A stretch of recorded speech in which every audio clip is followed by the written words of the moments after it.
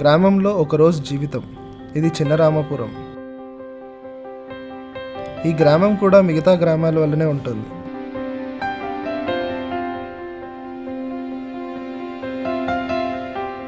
ఈ గ్రామంలో 3 తరాల వారు ఉన్నారు. గతం మరియు తెలివి, ప్రస్తుతం మరియు కష్టపడి పనిచేయడం, భవిష్యత్తు ఉత్సాహవంతం.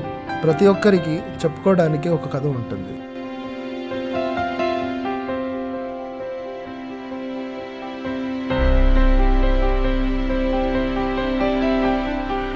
ఆ కాలంలో చాలా కష్టాలు ఉండేటివే. ప్రతి పనికి కిలోమీటర్ పోయేవాళ్ళము. కరెంట్ లేదు, ఫోన్ లేవు. ఇప్పుడు చాలా మారిపోయింది. ఇప్పుడు చాలా కొత్త సదుపాయాలు వస్తున్నాయి. చిన్న పిల్లకాయలకి ప్రతి పని అర్థమవుతున్నది. నా పేరు గోవిందు. మా ఊరి పేరు చిన్నరామపురం. నా వయసు 34 ఏళ్ళు. నేను వ్యవసాయం చేస్తూ ఉంటాను. ఈ కాలం పిల్లలు నేర్చుకోవడానికి చాలా విషయాలు ఉన్నాయి. వాళ్ళు చూస్తూ ఉంటే నాకు ఆనందకరంగా ఉంది.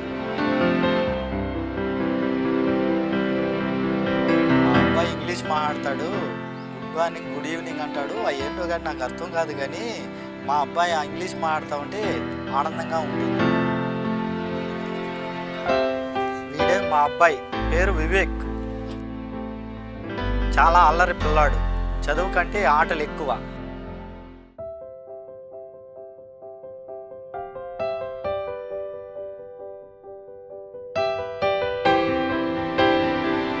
కానీ తండ్రిగా నా బాధ్యత ఏమిటంటే అన్నీ మంచిగా నేర్పాలని.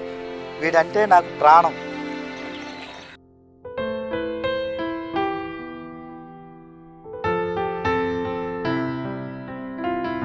మా వాడికి నేను ఒక హీరో.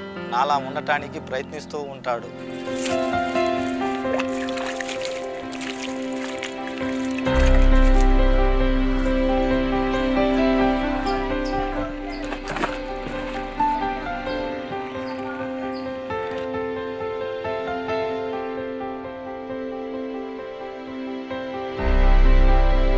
కానీ వాడు నాలా ఉండకూడదు. నాకంటే మంచిగా ఉండాలి.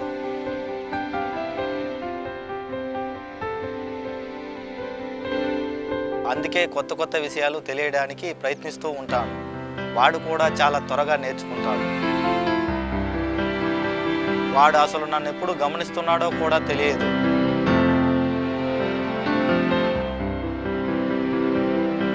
కానీ నేను చేసే ప్రతి పని ఆసక్తితో గమనిస్తూనే ఉన్నాడు.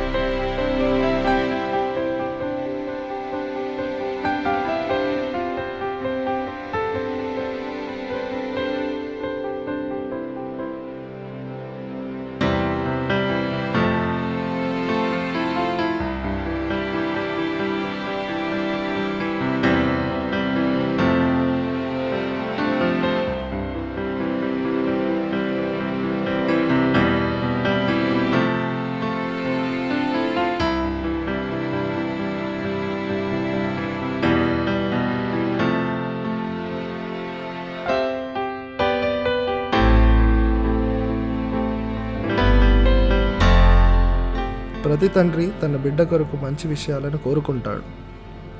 మీ బిడ్డ మిమ్మల్ని గమనిస్తూ ఉంటాడు. మీరు చేసే మంచి పని అయినా లేదా చెడ్డ పని అయినా, మీరు చేసే ప్రతి పనిని చూసి తెలియకుండానే అతడు వాటిని ఎంచుకుంటాడు. మీరు బహిరంగ ప్రదేశాల్లో మల విసర్జన చేసేటప్పుడు మీరు అతడికి అసురక్షితమైన, అపరిశుభ్రమైన, అనారోగ్య విధానాన్ని చూపుతున్నారు. అలానే అతడిని ప్రమాదంలోకి నెడుతున్నారు. ఒకవేళ మీరు మీ బిడ్డను ప్రేమిస్తున్నట్లయితే వెంటనే బహిరంగ మల విసర్జన ఆపండి. ఎల్లప్పుడూ మరుగుదొడ్డిని ఉపయోగించండి.